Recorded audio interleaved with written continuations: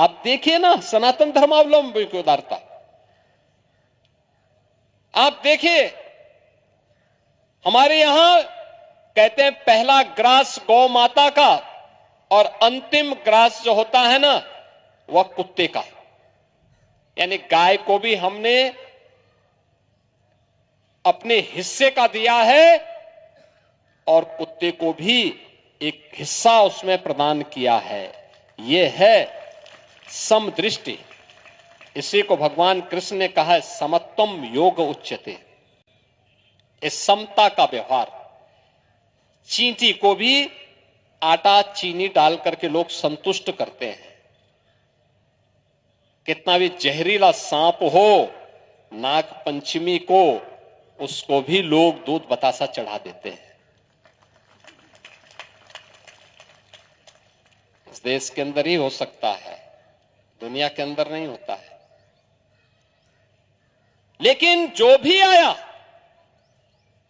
शरण मांगने के लिए आया तो शरण मिली। लेकिन यहां बहुत सारे लोगों ने शरण तो ली, लेकिन कुछ लोगों ने शरणार्थी के धर्म का निर्वहन नहीं किया। यहां आकर के हाथ की उंगली पकड़ करके बाद में गला दबाने का काम भी उन्होंने करने का प्रयास किया।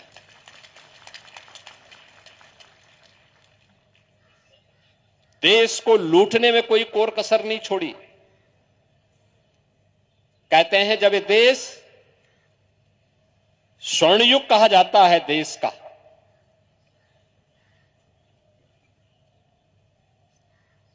चाणक्य और चंद्रगुप्त मौर्य का जो शासन था, याद करिए वो देश का स्वर्ण युग है। चाणक्य जैसा जिस देश में सलाहकार हो वह देश कभी विफल नहीं हो सकता। उनकी बुद्धिमत्ता,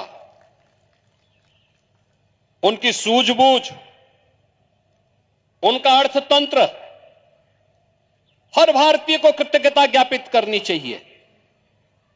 चाणक्य जैसा गुरु मिले, देश को सन्मार्ग पर लेकर के चले, समाज को एक नई दृष्टि दे, और तब देश आर्थिक समृद्धि की, सांस्कृतिक और आध्यात्मिक समृद्धि की नई ऊंचाइयों को प्राप्त करता है।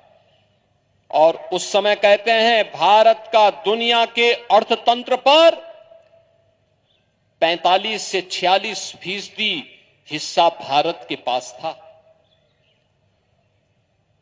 यानी भारत दुनिया की सबसे बड़ी आर्थिक ताकत तो थी ही, लेकिन उस आर्थिक ताकत में भी भारत का जो हिस्सा था वह 45 से 46% था। हमले जब होते हुए गए, जब टूट फूट शुरू हुई, हम आपस में बंटते गए, मत और मत के आधार पर, संप्रदाय के आधार पर, जाति के आधार पर, क्षेत्र के आधार पर, भाषा के आधार पर। कहां कहां तक ये चलेगा? ये हमले भी बढ़ते गए, लूटपाट भी बढ़ती गई, लगातार ये चलता रहा।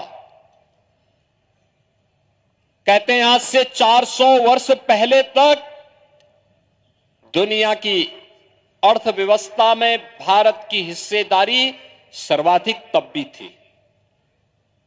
नंबर 1 पर भारत था, नंबर 2 पर चीन था। चीन तेजी के साथ आगे बढ़ रहा था। उस समय भारत को उस प्रकार का नेतृत्व नहीं मिल पाया था जो अपनी समृद्धि को और तीव्र कर सके। करता भी कैसे? जो देश अपनी सांस्कृतिक मूल्यों से,